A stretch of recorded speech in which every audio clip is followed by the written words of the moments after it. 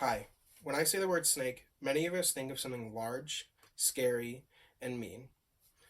Now, though all snakes have a drive to eat and survive, some are more calm than others. There are many other that are smaller and much more happy than the others. One example of this is the hognose snake. And my speech is on the hognose snake. So today I'll be telling you about the different types of hognose snakes in the wild, and hognose snakes as pets. First, let's talk about the different species of hognose snakes.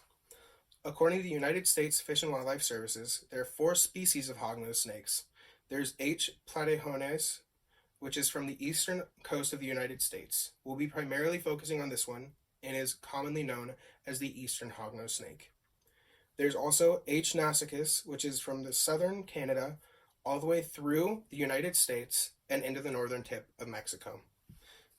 Then there's the H. kinnearlii, which is found in Texas, Arizona, and New Mexico. This species is known as the western hognose snake. Then there's H. glaudi, only found in Texas, and that species is known as the dusty hognose snake. Now that you know a little bit about the different species of hognose snakes, let's talk about them in the wild. In the wild, these snakes grow to be only around 12.9 inches all the way up to 21.8 inches as adults. They eat primarily frogs, toads, and lizards, though it is not uncommon for them to be found eating mice, especially in the pet trade. One distinctive feature of the hognose snake is their nose. That's because they have what's known as a rostral scale on their nose. This allows them to dig, burrow, and travel underneath the earth without us ever seeing them. And it also gives them their distinctive characteristic and their name, the hognose snake, as it looks very similar to a hog. Now, one thing we know about hognose snakes is they tend to live primarily by themselves, only to mate.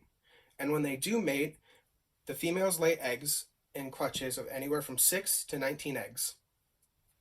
One final thing about hognose snakes is that they are mildly venomous, though it's not usually a concern for humans, as their venom is similar to a bee sting on us, unless there's an allergy or before. It's also very uncommon for them to bite, as their mouths are much too small to actually harm us as humans. We're simply just too big. Now first, I would like to show you an amazing creature that I have. This snake is named Nessie. She is, as I said before, an eastern hognose snake. I hope that she is cooperating today. So, as you can see, she is a eastern hognose snake. She's not quite at that 12-inch mark yet. She's still only about a year and a half old, and she will not reach full size until she is around 2.5 to 3 years old. Now, as you can see, if I hold her up here, you can see that she has a very distinctive nose, and you can see that rostral scale, which, as I said before, gives them that name, hognose snake. And as you can also see, this snake is very small. She'll only get to be around the size of round as a quarter, and if I'm lucky, she'll get to be about 24 inches in length. Now I'm going to put her back.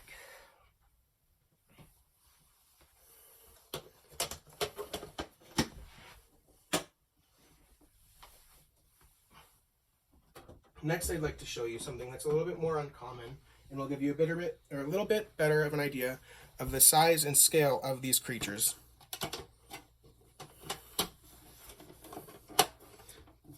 This here, as you can so easily see, is my other hognose snake. She's also an eastern hognose snake, although she has something a bit different. As you can see, she is now albino, which means that she has a recessive gene in her. And the unfortunate part about this is that in the wild, this snake would probably not be alive at this point even, as they're very quickly seen by predators and eaten. Yeah. Now let's continue on with the speech.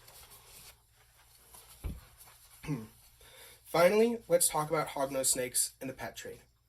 As you've already seen, I have 2 hognose snakes myself. They're amazing pets, and just like any other animal, have personalities of their own. Now, I'd like to point out a few things. primarily that they have specifications that are a little bit more intensive than your normal dog or cat. For one, they need a cage that is, as an adult, 12 inches by 12 inches by 18 inches.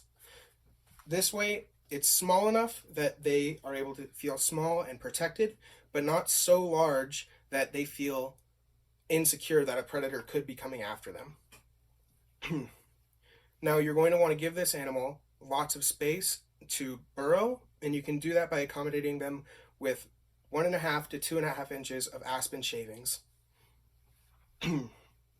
You're also going to make sure that they have some sort of hide and also a water dish.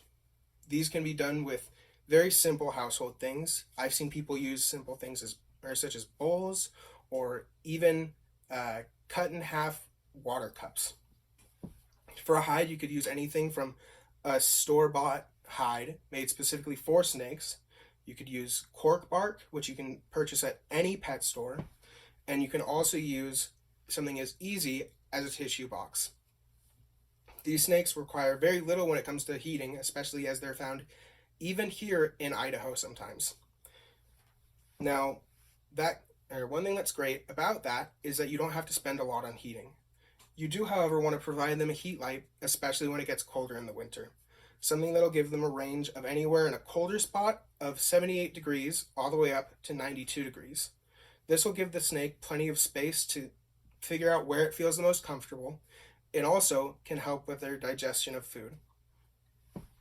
Primarily in the pet trade, hognose snakes eat mostly mice, primarily because frogs and toads are much harder to come by as feeders than frozen thawed mice.